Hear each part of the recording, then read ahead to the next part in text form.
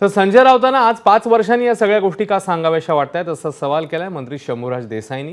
तर दुसरीकडे उद्धव ठाकरेंच्या नावाला संजय राऊत यांचाच विरोध होता असा आरोप मंत्री नितेश राणेंनी केला।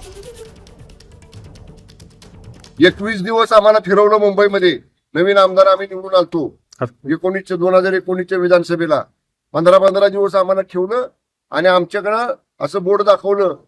माननीय उद्धव ठाकरे साहेबांनी, शिंदे साहेब आमच्या बरोबर बसले होते आणि शिंदे साहेबांकडे बोर्ड दाखवून म्हणले मला सामान्य शिवसैनिकाला मुख्यमंत्री करायचं आहे। एका रात्रीत काय घडलं?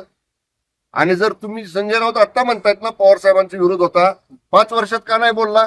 पवार साहेबांचे मांडीला मांडी लावून बसताय ना अजून सुद्धा। उद्धव ठाकरेंना मुख्यमंत्री करण्यामध्ये संजय राजाराम राऊतचा विरोध होता।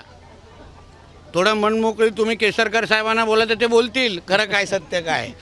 नेमकं उद्धव ठाकरेंना मुख्यमंत्री बनण्याच्या अगोदर हे स्वतः स्वप्न बघत होते। आमदारांना फोन गेलेले सामनातून, पण जमायच्या टायमाला 5-7 आमदार बनले व जमले। म्हणून मुळात त्यांनी सांगावं की बाबा तुम्हाला खरंच उद्धव ठाकरेंना मुख्यमंत्री बनवायचं होतं का?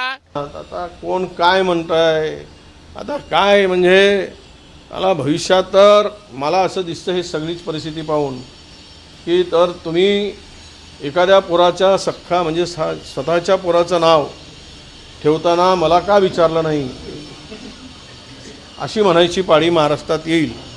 इतकं विचित्र